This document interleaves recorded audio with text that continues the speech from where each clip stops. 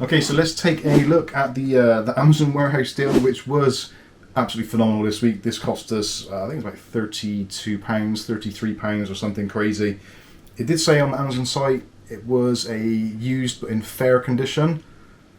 Fair condition could have meant absolutely anything, so we're not entirely sure at the moment, but I just thought I'd show you quickly how it came, what comes in the box, etc. So what you can potentially expect to find for yourselves if you're buying any of the Amazon deals from the warehouse section and they're listed as being in the fair condition. So first of all, packaging wise, it actually came literally just in this and was wrapped in that which is on the table, which is essentially a paper bag. So yeah, they didn't really pay much attention to that. Looking at the box itself, got a few dings in the box, as you can probably just about see there. It's got a warehouse sticker on there. I'm not too sure how many times it's been returned, if at all. Got some other labels on the side. So the box itself actually doesn't look too bad. And to be honest with you, I was expecting it to come in like a plain or generic box. So yeah, looks okay. And it says actually in there, sender amazon.co.uk, warranty status in warranty. So I'm not too sure what all that means, but there you go. Let's see what we actually get in their box. So I'm not sure if this looks a little light or not actually. I thought there should have been some manuals in there as well, but anyway. So we've got the motherboard. You can see. Now it looks like it's it looks like this original package or original anti-static. And the board itself looks to be okay. Can't see any obvious signs of damage. Doesn't appear to have any dust on it either. Looks exceptionally clean. I'm not sure if the protective coating's still on the heatsink down the bottom here. Can't seem to peel it, so maybe it is, maybe it isn't. I'll take a look at that a little bit later, but there's a few micro scratches on the top, but nothing too bad. There's a section there that's had the peel taken off it by the look of it, but it looks to be absolutely perfectly clean. Still got our IO shield, BIOS batteries intact. M.2 screws are on the board already. Doesn't appear to be any damage to the actual CPU socket, which is always a good sign. Yeah, let's have a look on the back. Oh, wait a minute, what the heck is that? There is, let's see if we can get a close up of that, or hopefully you can see it. But there is somebody's case standoff. No doubt the screw as well. So yeah, whoever took it out of the case didn't want the screw, so maybe they cross-threaded the screw. So that in itself gives me some kind of inclination of maybe the person who built it. Now, if you're someone who cross-threads screws when you're building a case, and so much so that they come out, then yeah, you're not really paying attention. So that in some respects could potentially be a good thing. So let's take a look at that screw. Doesn't look too bad, so maybe the thread in this one just wasn't great. Let's see if we can pull that back out there. And just want to go in a little bit further. Could be the brass pillar, not too sure, so probably best not to make too many judgments on that. Maybe it's the wrong screw altogether, but anyway, that's by the by. So the motherboard itself looks to be, from first glance, IO shield's still intact, and that's kind of, they do a springy thing on there, so yeah, that looks absolutely fine. Doesn't appear to be any bent pins on the USB ports, that sort of thing. Always worth doing that. Check out the USB ports. Any of the ports really retractive, and also any pins which are stuck up off the board. Just do a quick visual on them and make sure that none of them appear to be bent. Probably USB 3.0 is one that you want to take good care and attention of, because those are really easy to bend, because those plugs are awful to take off. But yeah, overall I think it actually doesn't look too bad. And something which I've noticed on here, which I didn't think was on these boards previously, there's actually a diagnostic section on there. So you've got the DRAM, kind of like your boot option there, so if there's any problem with the board booting, it's got that. I'm not sure, I've reviewed this board before, I'm sure I have, but I don't recall seeing the that on there previously. Maybe I did, maybe I didn't. Anyway, so that is the board itself.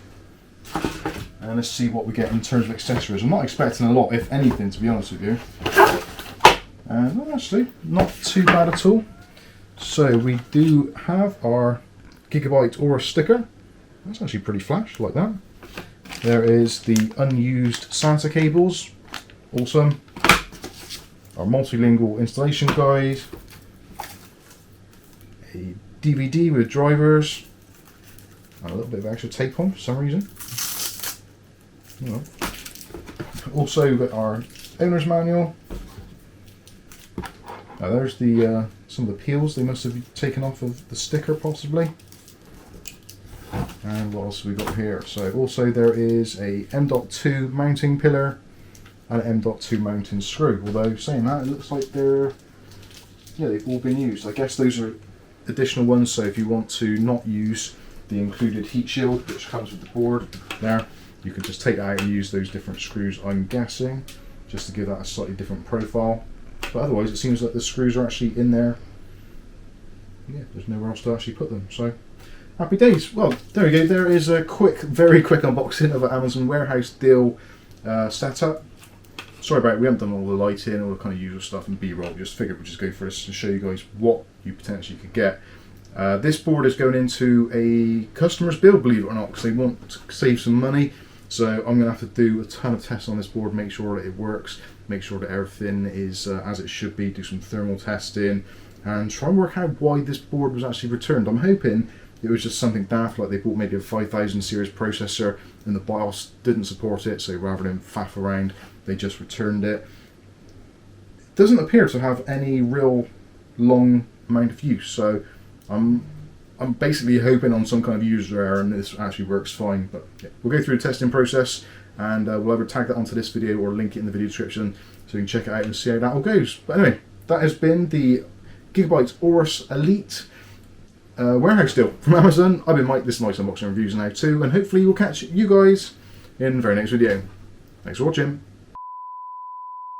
Okay, so I'm not very good at my job. So this is the Gigabyte there. B450 Aorus Elite, which we got on this Amazon deal. Now I'm not too sure when, obviously we're recording this, it's maybe slightly out of sync, but I've actually put it all together as you can possibly see there. So yeah, we've got the CPU installed, we've got the cooler installed, we've got the RAM installed, just putting the screws in and just like to connect up the I/O.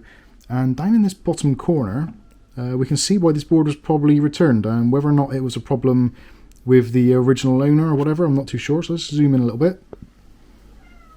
And there we go, you can probably just see there is supposed to be just in there another SATA port, which well, yeah, definitely isn't. So the plastic surrounding has been either snapped off or damaged. Now I'm not entirely sure what I want to do about this, whether I should just send the board back. It was extremely cheap, about £33, £34, something like that.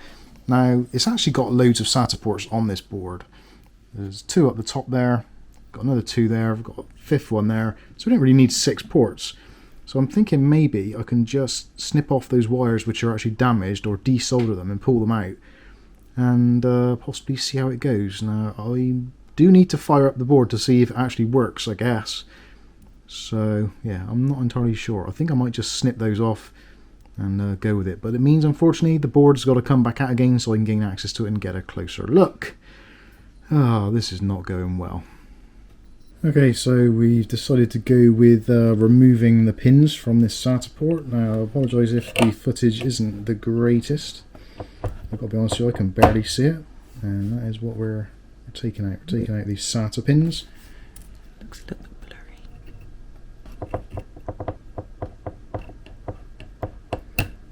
The thing is, we don't actually need this port, so hopefully it doesn't ruin any of the others. There we go, so that is our pins out. So we've removed all the pins there, so there's not going to be any chance of short circuit there, and again we can always use the additional SATA ports there. So yeah, I'm going to fire this up and see if it actually recognises any drives on the SATA connections. Oh dear, we'll be back very shortly. Okay, so it's time to wrap this video up now. We're not going to go through showing you the testing, etc. But what I can tell you is the board worked absolutely perfectly and actually performed better than the board it was replacing, which was the Asus B450 F Gaming 2, which for some reason just did not like the processor.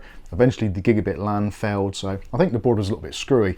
But this board, God bless it, is performed absolutely brilliantly. So no faults there with the Ryzen 7 1700X.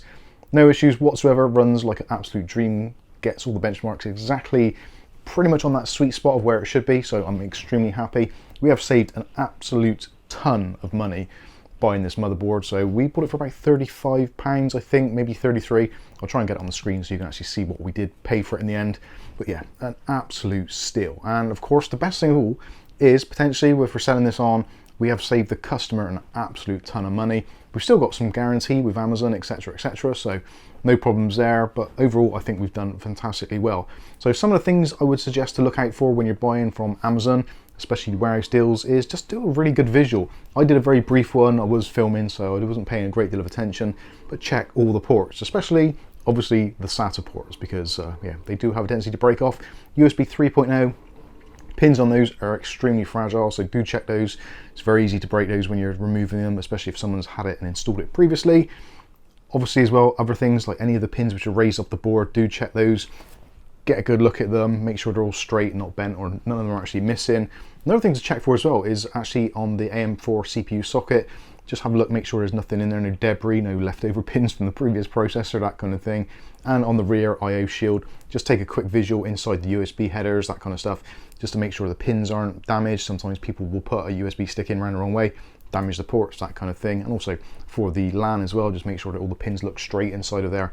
That's going to make sure that the board is going to be absolutely fine. Obviously, if you're buying from Amazon warehouse deals, you do get your 30-day kind of money back guarantee. So if it turns out to be an absolute lemon, then at least you can send it back. It does provide a bit of hassle and you have to go through the process of doing that and testing it, etc. But if it goes well, which essentially it has done for us in the end here, you can snag an absolute bargain. I think this board for £33, £34, whatever it was we paid for it, is absolutely brilliant. So do keep an eye out for those deals. We will keep posting them in the comment section, also in our community tab, and also on ShopSmart. If you've not already joined there on our Facebook page, feel free to do so. Links will be in the video description. But that's going to wrap this one up.